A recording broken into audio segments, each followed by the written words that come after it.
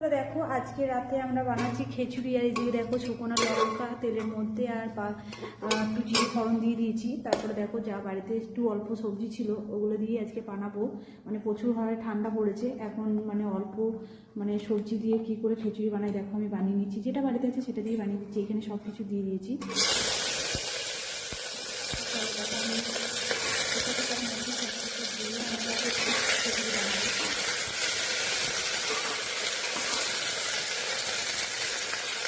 তারপর আলু ধনে পাতা চিংড়ি মাছ কাটা হয়নি, ধনেটা কাটতে হবে বাবা। সব কিছু ধুয়ে রেখেছিলাম সেটা পরিষ্কার করে এখন একটু তেলে নাড়াচাড়া করে নেব। দেখো একটু আদা পেস্ট দিয়ে দিচ্ছি আমি।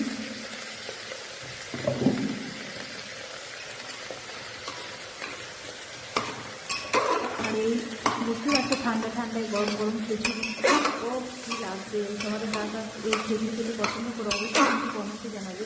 আমার বাড়িতে কিছু সবজি ছিল না, যা ছিল মনে হয় আজ একটু খিচুড়ি বানাই। তাই দেখো খিচুড়ি বানাতে শুরু করে দিয়েছি। যা যা সবজি ছিল তাই দিয়েছি। তারাও এই যে টমেটোটা এখন কাটতে কেটে নিয়ে আসে।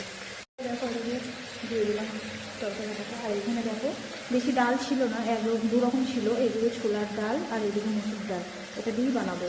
আর মুগ ডাল আরও কিছু সব কিছু দিলে ভালো হয়, কিন্তু নেই তো কী করবো, এখন এটা দিয়েই বানাবো তাই না।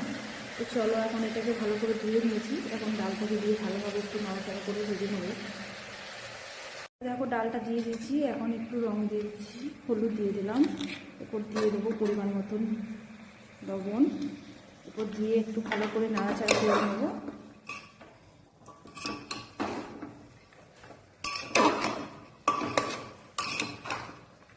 চলো এখন চালটা দিয়ে দিই, তারপরে জল দিয়ে দিচ্ছি। চলো দেখো একটু ঝাল ঝাল যাতে হয় ভালো লাগবে, তাই একটু দিয়ে দিলাম শুকনো লঙ্কা গুঁড়ো। চাল এখন দিয়ে দেবো।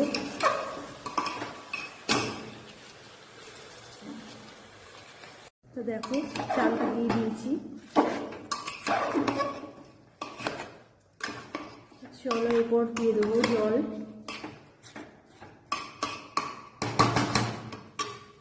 দেখো এখানে পরিমাণ মতন জল দিতে হবে, নাহলে কিন্তু বেশি হয়ে গেলে খিচুড়িটা হয়তো শুকিয়ে যাবে, নাই পাতলা যাবে। একটু পাতলাই ভালো লাগে খিচুড়ি। তো চলো দেখো এখন জল দিয়ে দিয়েছি, তারপর হয়ে যায়, তারপরে তো অনেক দেখাচ্ছি, ঠিক আছে। তো মনে হচ্ছে এখনো ভাতটা ছাড়েনি। তো দেখো ভাতটা যদি না বেরোয়, দেখো এই গ্যাসের মাথাটা আছে, এটা একটু তুলে দেবো। তাহলে দেখতে পাচ্ছ কত সুন্দর গ্যাসের ভাতটা বেরিয়ে আছে। তাহলে আর কিছু হবে না, বুঝেছো দাঁড়াও। দেখতে পাচ্ছ কি সুন্দর হয়ে গেল।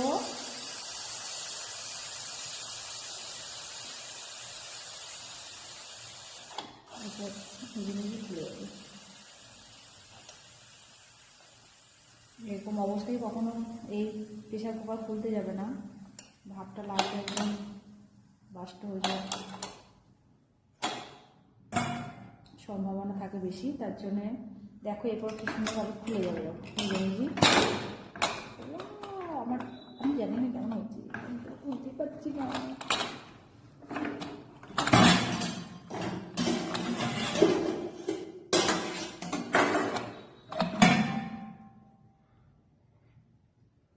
গরম ভাবে কিছু দেখা যাচ্ছে না, কিন্তু খিচুড়িটা কেমন হয়েছে দাঁড়া দেখাচ্ছি। ও শিমগুলো একটু শুকিয়ে গেছে, বুঝতে পারছো বন্ধুরা। দেখছো একদম আঠা আঠা হয়ে গেছে। আলুগুলো কিন্তু একদম সেদ্ধ হয়ে গেছে দেখো। আর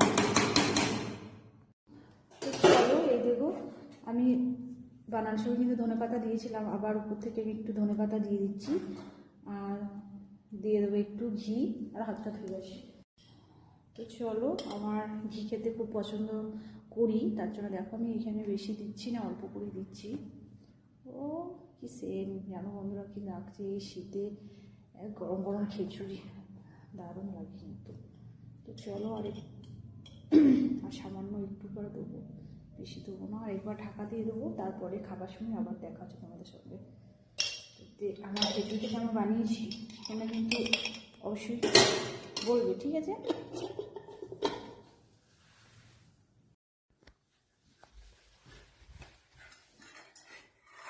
চলো এখন খিচুড়ি হয়ে গেছে, আর একটু দেখো গরম গরম খিচুড়ি খেয়ে নেবো।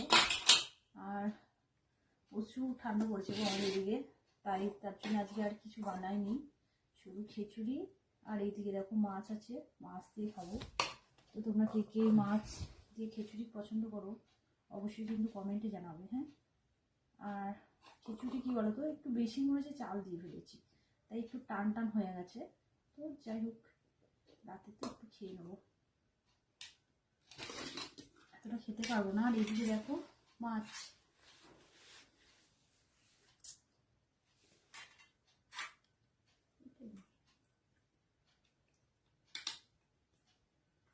চলো আমি দেখি আগে খেয়ে কেমন হয়েছে, হ্যাঁ।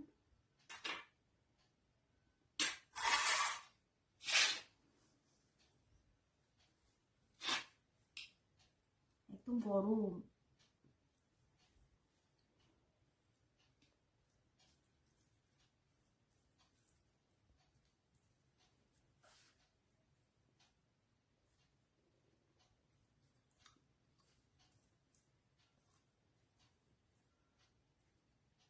সত্যি করে দারুণ হয়েছে, নিজের পছন্দ মানে নিজে রান্না করে নিজেই বলছি আর কি ভালো হয়েছে।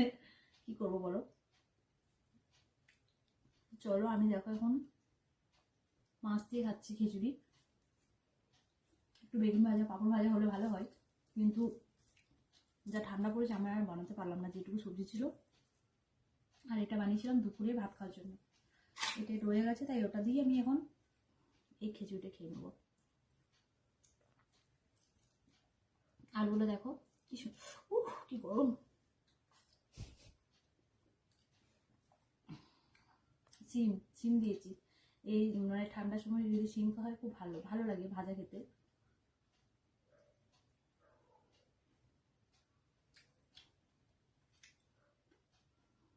শুকনো লঙ্কা দিয়ে। ঠিক আছে চলো বন্ধুরা, আমি এখন খেয়ে নিই। আর আমার এই খিচুড়ি ভিডিওটা কেমন লাগলো অবশ্যই তোমরা কমেন্টে জানাবে। তোমরা কে কে মানে শীতের সময় মানে গরম গরম খিচুড়ি খেতে পছন্দ করো অবশ্যই কমেন্টে জানাবে। টাটা।